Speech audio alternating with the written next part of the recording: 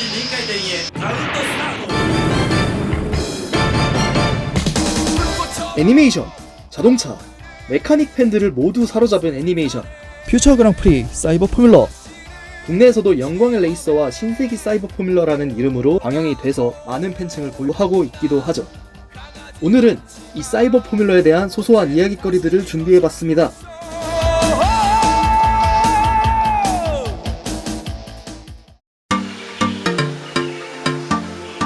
애니메이션 시리즈에서 다룬 사이버 포뮬러의 배경 연도는 2015년부터 2022년까지입니다. 즉 우리는 현재 사이버 포뮬러의 시대를 살아가는 중인 셈인데, 작중에서 나온 기술이 그대로는 아니지만 원론적으로는 비슷하게 구현된 것도 있죠.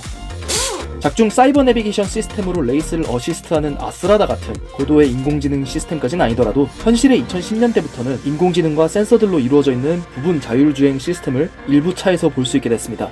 모터스포츠와 관련된 거라고 한다면 인공지능 레이스인 로보레이스가 한창 시험 단계에 있고요. 국내에서는 빅데이터를 이용해서 트랙 주행을 코칭해주는 어플도 나와 있습니다.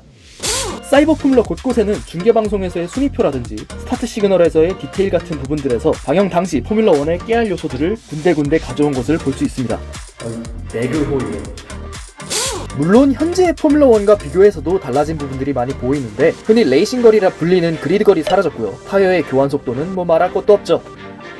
사이버 포뮬러의 레이스 장면을 보면 LED를 이용한 전자식 깃발이 점등되는 걸 볼 수 있는데요. 현실에서 이 전자식 깃발은 2008년 싱가포르 그랑프리에서 처음 등장했습니다. 사이버 포뮬러가 10여 년 정도 빨랐군요. 기획 초기에는 다양한 특수 기능들이 달려있는 스포츠카에 타는 주인공이 사건 사고를 해결해 나가는 내용이었지만, 중간에 기획이 수정되면서 레이싱이 스토리의 메인 플롯이 됐다고 합니다. 그래도 초기의 설정들이 아예 사라진 건 아니라서 TV판 중간까지는 주인공 카자미 하야토가 휴대용 인공위성을 쏘아 올린다던가 벽을 타고 달리는 등 아스라다 GSX에 탑재된 다양한 기능들을 활용하고 사이버 내비게이션 시스템을 뺏으려고 하는 스미스 일당에 맞서는 에피소드를 볼 수 있습니다. 이 부분들은 스미스 일당들이 일망타진되고 하야토가 슈퍼 아스라다로 경주차를 갈아타면서 더 이상 나오지 않게 되죠. 주인공 카자미 하야토는 14살의 나이에 의도치 않게 사이버 포뮬러에 올라 최연소 데뷔, 그리고 같은 해에 월드 챔피언을 따냅니다. 현실이라면 주니어급 포뮬러, 빠르면 F3에서 경쟁해야 할 나이의 선수가 F1에 최연소 데뷔해서 챔피언까지 따낸 셈이죠. 물론 실제로 카트에서 F1까지의 스텝업이 빠른 선수들도 몇몇 존재하고, 현재 F1 최연소 데뷔도 만 17세로 상당히 당겨지긴 했습니다. 사이버 포뮬러 세계관의 천상계 드라이버 나이트 슈마허, 실제 F1의 전설 미하엘 슈마허에서 이름을 따온 것은 맞습니다만, 모티브로 삼았을 시기는 슈마허가 F3에서 인상적인 활약을 펼쳤던 슈퍼루키였을 시절이었습니다. 실제로 사이버 포뮬러의 방영 시작 시기와 슈마허의 F1 데뷔 연도는 1991년으로 동일합니다. 슈마허가 월드 챔피언 타이틀을 차지한 시기는 그로부터 3년 뒤인 1994년부터죠. 애니메이션 제작진들은 슈마허의 F1 데뷔가 빨랐던 것도 그렇고 전설적인 기록을 남겼다는 자체가 소름 돋을 정도로 놀랐다고 합니다. 사이버 포뮬러 제로 6화에서 신조 나오키가 기어 고장으로 고단으로만 주행하던 에피소드가 나오는데, 이것도 사실은 94년 F1 스페인 그랑프리에서 경기 초반 변속기 고장으로 5단 기어로만 30바퀴를 넘게 달려서 2위로 레이스를 끝마친 슈마허의 일화에서 따왔다더라고요. 같은 에피소드, 블리드 카가가 팀 동료였던 신조의 우승을 위해 고의적인 사고를 발생시켰던 사건은 2008년 F1 싱가포르 그랑프리에서의 르노 F1 팀의 지시로 인해 고의적으로 일으킨 사고로 인한 크래시게이트를 생각나게 하기도 합니다. 항해에서 끝났던 애니와는 다르게 실제로는 엄청난 폭풍을 몰고 오기도 했죠. 이거는 나중에 따로 얘기해줘. 오스트리아 귀족 출신 칼리터 폰 란돌은 레이스 도중 티타임을 가지는 것으로 유명하죠. 그레이슨, 티타임이다. 티타임이다. 티타임이다. 그놈의 티타임만 아니었어도 월드 챔피언 몇 번이고 했을 텐데. 어쨌든 실제로 영국 출신의 드라이버 스털링 모스 경이 현역 시절 패독에서 홍차를 굉장히 즐겨 마셨던 걸로 유명한데요. 란돌처럼 레이스 중간은 절대 아니었겠죠. 실제로 오스트리아는 세계 1차 대전 종전 후 합스부르크가 황실이 무너지고 공화국으로 바뀌었지만, 사이버 포뮬러 세계관에서는 황실이 아직 건재하며 란돌 가문이 서열 계승 1위, 그리고 란돌의 아버지가 공작, 란돌 본인은 후작의 위치에 있다는 설정이 있습니다. 흥미로운 사실은 현실에서 마지막 오스트리아 황제 카를 1세의 직계 후손이기도 한 합스부르크가의 장남 페르디난드 합스부르크도 카트와 주니어 포뮬러 F3를 거쳐 현재는 DTM에서 레이싱 드라이버로서 활동하고 있다는 점이죠. 이외에도 실제 인물에서 모티브를 받은 캐릭터들이 정말 많습니다. 작중 브라질의 영웅 피탈리아 로페는 실제 브라질의 월드 챔피언 넬슨 피케, 천재적인 차량 개발 능력과 분석적인 주행을 보이는 프란츠 하이넬은 서킷의 교수라는 별명을 갖고 있던 프랑스의 알렌 프로스트를 모티브로 삼았죠. 에델리 부츠홀트는 TV판 당시 현역 F1 드라이버였던 티에리 부첸, 나스카에서 사이버 포뮬러로 이적했다는 설정의 레온 언하트는 실제 나스카의 전설적인 드라이버 데일 언하트에서 각각 이름을 따온 거라고 하네요. 아스라다나 오거 등의 6륜 레이스카는 실제로 76년, 77년 F1 그랑프리에 출전한 티렐 P34에서 시도된 구조입니다. 이는 공기역학적 측면과 타이어 그립 측면에서 유리함을 얻고자 고안된 메커니즘이지만 실제로는 당시 타이어 공급사였던 구디어에서 P33만의 전용 타이어를 지속적으로 만들기 까다로워하는 그런 문제가 있었다고 합니다. 같은 6륜차인 엑스페리오는 반대로 뒷바퀴가 4개인 구조로 정식 투입되진 않았지만 이 역시 실제 시험용으로 제작된 차가 있었습니다. 이쪽은 뒷바퀴의 마찰력이 늘어나서 스타트나 가속 시 후미를 안정적으로 제어할 수 있다는 이점은 있었지만 차체 길이가 길어지고 늘어난 뒷바퀴에 의해 오히려 코너링이 나빠질 수 있다는 결점도 함께 갖고 있었죠. 결정적으로 규정이 바뀌면서 4개를 초과하는 바퀴를 가진 레이스카의 투입이 금지됐기 때문에 이들 차량 역시 역사 속으로 사라집니다. 아스라다 같은 경주차의 변형 구조는 무게 측면도 있지만 변형 과정에서의 동력학적, 공기역학적 불안정성을 생각하면 실제로는 그렇게 필요하진 않은 부분이라고 하네요.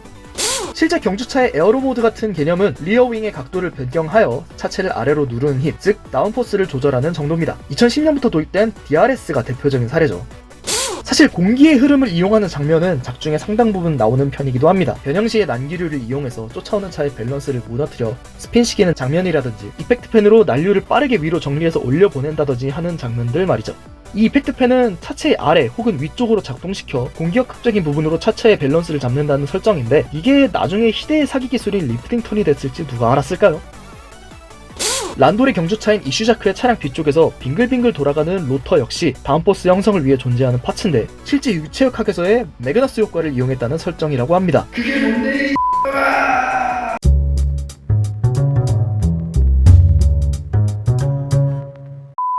나름 나쁘지 않은 아이디어 컨셉이지만 실제로는 이걸 쓰느니 리어를 하나 더 달겠다 라고 할 정도로 자동차의 효율적인 원리는 아니라고 하네요.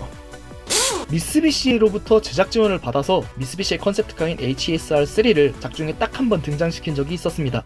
HSR3 を呼び HSR3 あなたはいいマシンですね。君もだ HSR3 HSR은 80년대에서 90년대에 걸쳐 매년 도쿄모터쇼마다 발표한 컨셉트카 시리즈인데요. 그 중에서도 29회 모터쇼에 등장했던 HSR3는 당시 세계에서 가장 작은 1.6리터 엔진을 장착했던 것으로 유명하죠.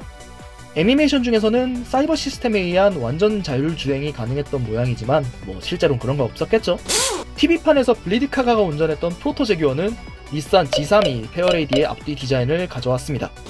TV판에서는 서킷뿐만이 아니라 오프로드, 고원, 설원 등을 달리는 랠리 모드 구간이 있었는데 차기작인 더블런 OVA부터는 철저히 서킷 레이스를 중심으로 바뀌었습니다. 작중에서는 드라이버 노조에서 위험한 사고가 여러 발생하다는 이유로 주최 측에 정식 항소하여 랠리 코스를 폐지했다는 뒷설정이 붙었는데 실제로는 연출에 손이 많이 가는 부분들을 없애고 작화에 집중해서 등장인물들의 역량을 더 부각시키고자 하는 의도였다고 합니다.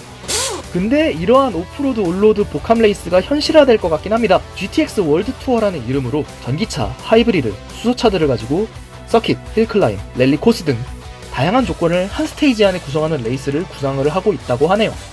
TV판과 OVA 제로에서 비중있게 등장한 푸지오카 서킷은富士山 굴지에 위치해 있다는 점, 테크니컬 요소가 가미된 고속 트랙이라는 점에서 실존하는 서킷인富士 스피드웨이에서 모티브를 따왔습니다.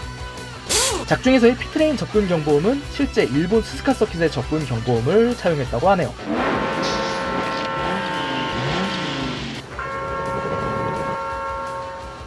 사이버 포뮬러 4가에서는 TV판 시절의 아스라다 GSX가 멜사티스라는 이름으로 공도용 시판차로 나오는데 아니 너 말고 감독의 차기작인 기동전사 건담 시드 데스티니에서 그대로 등장한다는 점은 이미 유명한 일화죠. 시드 데스티니 작중에 나오는 차량의 번호판에 적혀있는 넘버가 눈에 띄는데요. 13B MSP는 마스다가 개발했던 로터리 엔진 르네시스의 엔진 코드명, LA SE3P는 그 엔진이 들어간 스포츠 쿠페 마스다 RX-8의 셰시 넘버입니다. 그 외에도 아버지가 설계하고 제작한 머신에 아들이 우연하게 탑승하게 되는 도입부 전개, 주인공의 흰색 머신과 라이벌의 붉은색 머신, 특수고글로 정체를 숨기고 활동하던 등장인물이 알고 보니 히로인의 남매였다는 설정 등등은 1979년작 초대 기동전사 건담과 상당히 유사한 플롯이기도 합니다.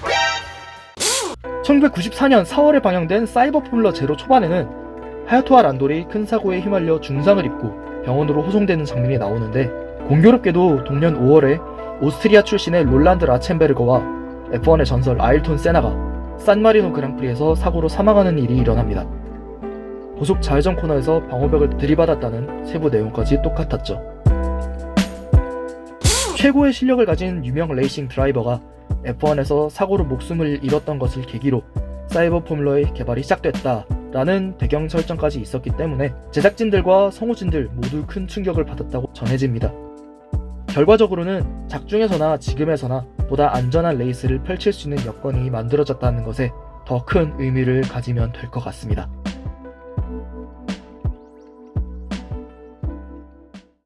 모터스포츠 팬들에게 있어 사이버 포뮬러는 이처럼 현재의 모터스포츠, 현재의 자동차와 비교해보는 재미가 쏠쏠한 작품, 이와는 반대로 픽션이기에 느낄 수 있는 카타르시스를 시원하게 느끼기에도 아주 탁월한 작품이라고 생각합니다. 레이스를 소재로 한 애니도 참 드물지만 사이버 포뮬러는 특히나 5가지로 나뉘어져 있는 시리즈 각자의 매력도 무시할 수 없는 것 같습니다. 이번 주말 안전한 집콕은 사이버 포뮬러 정주행과 함께 어떠실까요? 오늘 준비한 영상은 여기까지입니다. 저는 다음 시간 다른 영상 가지고 돌아오겠습니다. 감사합니다.